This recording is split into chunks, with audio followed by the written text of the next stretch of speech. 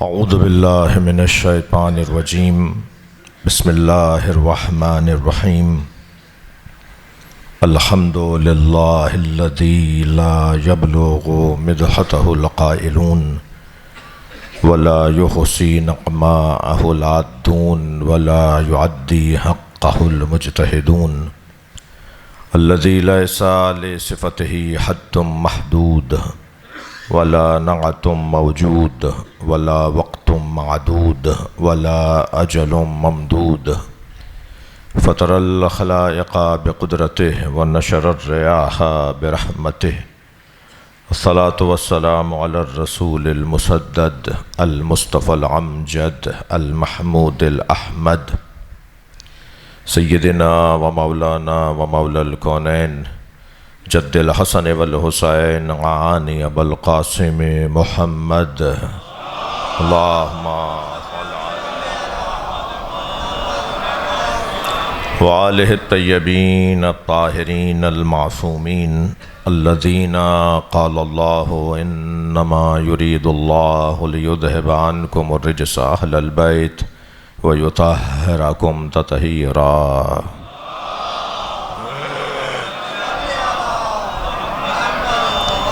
وَلَعْنَةُ اللَّهِ عَلَىٰ أَعْدَائِهِمْ أَجْمَعِينَ مِنْ يَوْمِ عَدَاوَتِهِمْ إِلَىٰ قِيَامِ يَوْمِ الدِّينِ أَمَّا بَعْدُ قَالَ الْحَكِيمُ فِي قُرْآنِ الْكَرِيمِ بسم الله الرحمن الرحيم وَوَصَّيْنَا الْإِنسَانَ بِوَالِدَيْهِ إِحْسَانًا حَمَلَتْهُ أُمُّهُ كُرْهًا وَوَضَعَتْهُ كُرْهًا وَحَمْلُهُ وَفِصَالُهُ 30 شهرا وبلغ اشدہ وبلغ 40 سنہ صلوات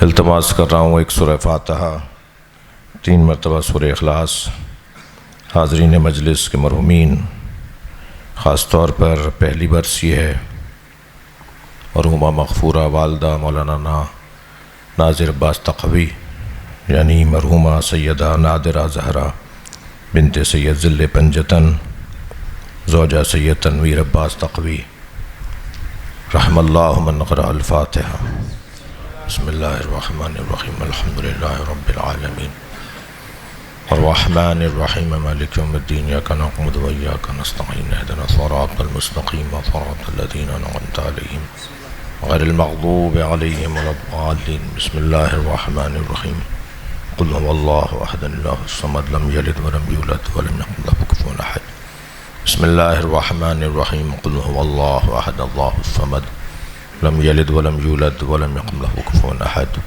بسم اللہ الرحمن الرحیم قل هو اللہ احد اللہ الصمد لم یلد ولم یولد ولم یکن له کفوا احد اللہم صلی علی محمد وآل محمد مغفرت کے لیے بلندتر صلوات پڑھیں گے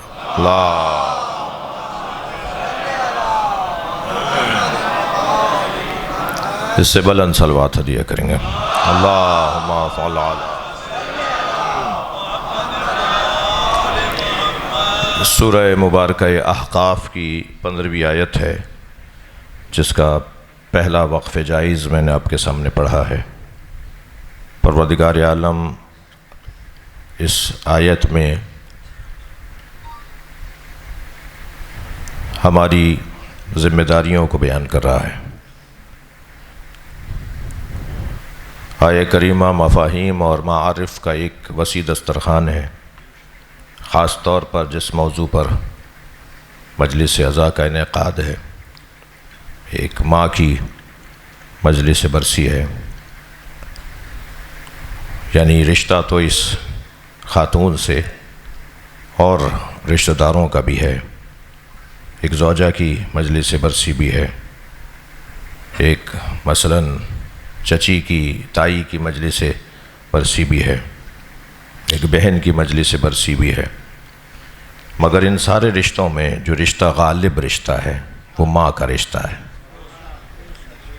اللہ نے اولاد کو زحمتوں سے ماں باپ کی نسبت اولاد کو زحمتوں سے اگر گزارا بھی تو ان زحمتوں کا اللہ نے ازالہ کر دیا، زحمتیں تمام ہو گئیں۔ باپ کو اگر زحمتوں سے گزارا بھی تو باپ ان زحمتوں سے نکل جاتا ہے، لیکن ایک رشتہ ایسا ہے جسے اللہ نے محنتوں میں رکھا ہے، زحمتوں میں رکھا ہے، اور وہ زحمتوں میں رہی۔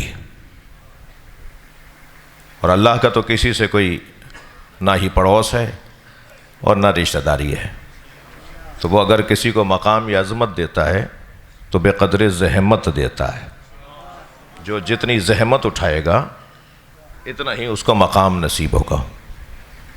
ان سارے رشتوں میں آپ فہرست بنا لیجئے رشتہ داروں کی اور رشتوں کی، ان سارے رشتوں میں جو سب سے زیادہ زحمت اٹھانے والا رشتہ ہے وہ ماں کا رشتہ ہے، اور جب سب سے زیادہ زحمت وہ اٹھا رہا ہے رشتہ تو پھر مقام بھی اس کا بلند ہوگا۔ جی وہ کہتے ہیں نا کہ خدا بہانوں پہ جنت نہیں دیتا، بہاؤں پر، قیمتوں پہ جنت دیتا ہے۔ صلوات پڑھیں ذرا محمد و آل محمد۔ جی کچھ کریں گے، محنت کریں گے، مشقت اٹھائیں گے، کچھ کریں گے تو اس کے عوض میں کوئی مقام ملے گا۔ تو سب سے زیادہ جس نے زحمت اٹھائی ہے رشتوں میں، سب سے زیادہ جو زحمت اٹھانے والا رشتہ ہے وہ ماں کا رشتہ ہے۔ آیت کا ترجمہ سن لیجئے، پھر اس کے ضمن میں کچھ تفسیری نکات ہیں۔ اللہ ارشاد فرما رہا ہے وَوَصَّيْنَا الْإِنسَانَ بِوَالِدَيْنِ إِحْسَانًا، اور ہم نے انسان کو یہ نصیحت کر دی ہے کہ وہ والدین کے ساتھ حسن سلوک کرے۔ احسان البتہ قرآن مجید کی اور آیات کے اندر احسان وَوَصَّيْنَا الْإِنسَانَ بِوَالِدَيْنِ حُسْنًا بھی آیا ہے، اہل دقت تشریف فرمائیں۔ اور ہم نے انسان کو نصیحت کی ہے کہ وہ اپنے والدین کے ساتھ حسنہ، یا احسان اور حسن کا جو فرق ہے وہ یقیناً مصدر اور حاصل مصدر کا فرق ہے، یا یوں کہہ لوں کہ مطلق اور مقید کا فرق ہے، عام اور خاص کا فرق ہے۔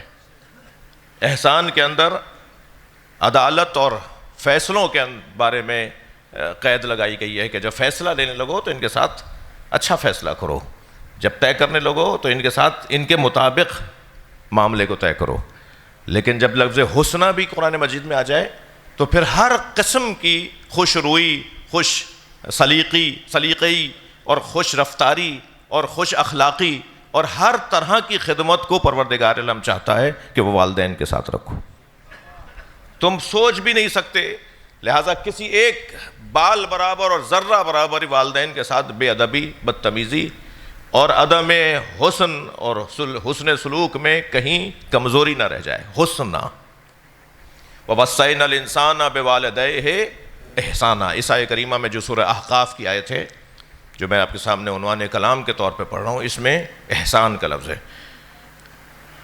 پھر آگے آیت بڑھتی ہے، اب یہاں وہ مطلقاً باپ بھی شامل ہے، والدین میں ماں بھی شامل ہے، لیکن پھر پروردگار عالم نے عام کے بیان کے بعد خاص کو بیان کیا ہے، عموم کو بیان کرنے کے بعد خصوص کو بیان کیا ہے، مطلق کو بیان کرنے کے بعد ایک مقید کو بیان کیا ہے کہ نہیں، بڑے پیمانے پر تو یہ کہ والد کے ساتھ بھی تمہارا اچھا برتاؤ ہو اور والدہ کے ساتھ بھی تمہارا اچھا برتاؤ ہو، لیکن فوراً آیت آگے بڑھتی ہے وَحَمَلَتْهُ أُمُّهُ كُرْهًا وَوَضَعَتْهُ كُرْهًا وَحَمْلُهُ وَفِصَالُهُ 30 شهرًا، اور جان لو اس کی ماں نے، بچے سے بات ہو رہی ہے نا، اولاد سے بات ہو رہی ہے، اس کی ماں نے اسے شدت کے ساتھ تکلیف میں رہ کر حمل کیا اور شدت، تکلیف کی شدت کے ساتھ اس سے جدائی اختیار کی، فصال جدائی۔ اور یہ حملہ اور فصالہ، یہ جو حمل کا دور تھا اور جو یہ فصال کا دور تھا، جدائی کا دور تھا، 30 شہرہ، 30 مہینوں کا دور ہے۔ صلوات پڑھیں ذرا محمد و آل محمد۔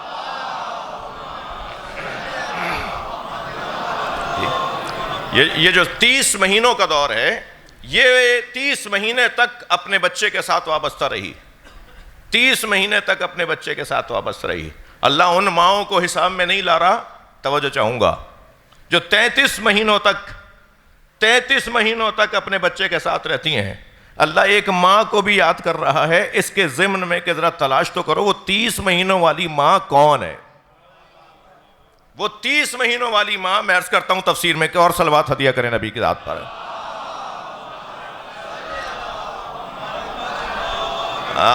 آپ کی دقت کا ممنون ہوں. ذرا دیکھیے حمل کتنے مہینے کا ہے؟ 9 مہینے. دودھ کتنے مہینے تک ماں پلاتی ہے؟ 2 سال. 2 سال کتنے مہینے کے ہوں گے؟ 24 مہینے. 2 سال 24 مہینے کے بنیں گے نا. 24 کو اور 9 کو آپ جمع کر لیجئے، کتنے ہوئے؟ 33 مہینوں تک ہماری ماں ہمارے ساتھ رہتی ہے، اور قرآن کہہ رہا ہے 30 مہینوں تک رہتی ہے. تو کوئی ایک ماں تلاش کرو جو 30 مہینوں تک رہی ہو، اور اس ماں کو فاطمہ زہرا کہا جاتا ہے، جو امام حسین کے ساتھ صرف 30 مہینے تک رہی ہیں. واحد ذات ہے امام حسین کی جن کا تاریخی اور سیرت کی کتابوں کے اعتبار سے، سیرت کی احادیث کے اعتبار سے امام حسین کا حمل 6 مہینے کا تھا. صلوات پڑھ لیں محمد و آل محمد.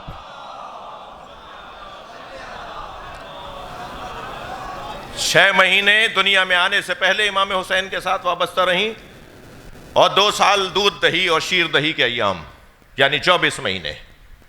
یہ 30 شہرہ بنتا ہی نہیں ہے سوائے ایک ذات کے ساتھ جب تک اس کو تصور میں نہ لایا جائے، اور وہ جناب زہرا کا امام حسین کے ساتھ تعلق.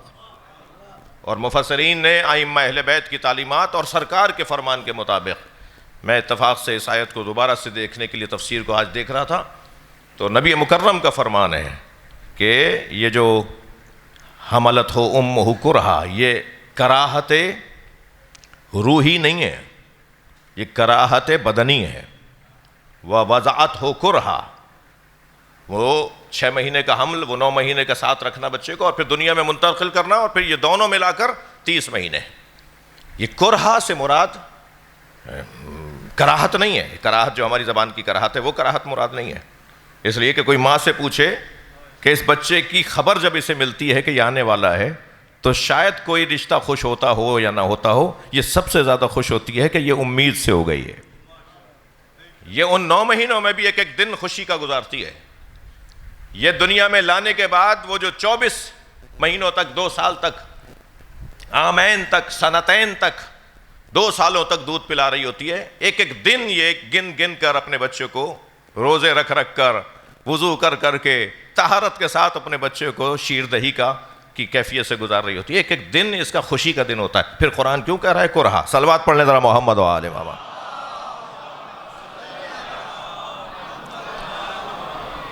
عزیزان گرامی، یہ کراہت روحی نہیں ہے. روحانی طور پہ تو یہ بہت خوش ہوتی ہے، روحانی طور پر اس سے زیادہ خوش کوئی رشتہ نہیں ہوتا.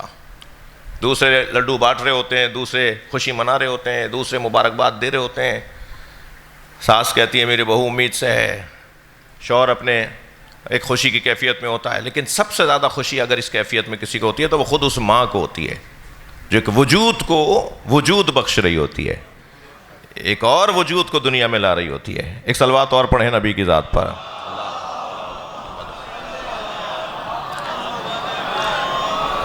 اس سے بلند صلوات ممکن ہے تو پڑھیں. اللہم صل علی محمد و آل محمد. جی عزیزان گرامی، بات بہت روشن ہے، مگر یہ کون سی کراہت ہے؟ یہ کراہت بدنی ہے. یہ تکلیف اٹھاتی ہے، بدن اس کی تکلیف میں ہوتا ہے. لہٰذا ماں اگر اس کیفیت میں دنیا سے چلی جائے تو اسے شہادت کا درجہ دیا جاتا ہے. اس کیفیت میں اگر ماں دنیا سے چلی جائے، اس لیے کہ بدنی طور پر وہ آزمائش کا سامنا کر رہی ہے. ہماری عیسائی کریمہ میں آگے جا کے آیت کہتی ہے وَبَلَغَ أَشُدَّهُ وَبَلَغَ 40 سَنَةً.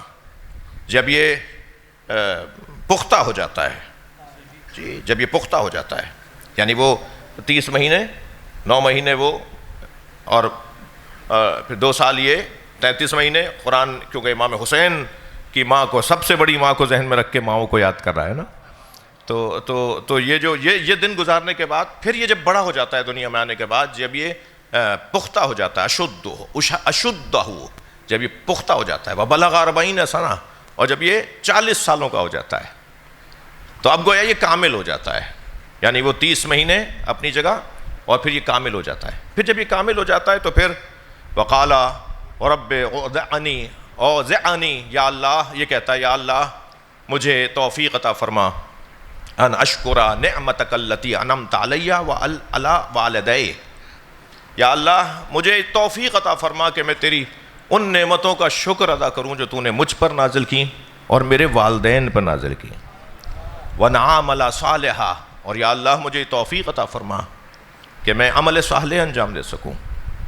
وَأَصْلِحْ لِي فِي ذُرِّيَّتِي، اور پھر یہ اللہ کی بارگاہ میں دعا کرتا ہے کہ یا اللہ میری ذریت میں بھی نیکیاں عطا فرما. دیکھیے یہ انسان کی زندگی کو پروردگار عالم نے 3 رشتوں کے ساتھ جوڑ دیا ہے.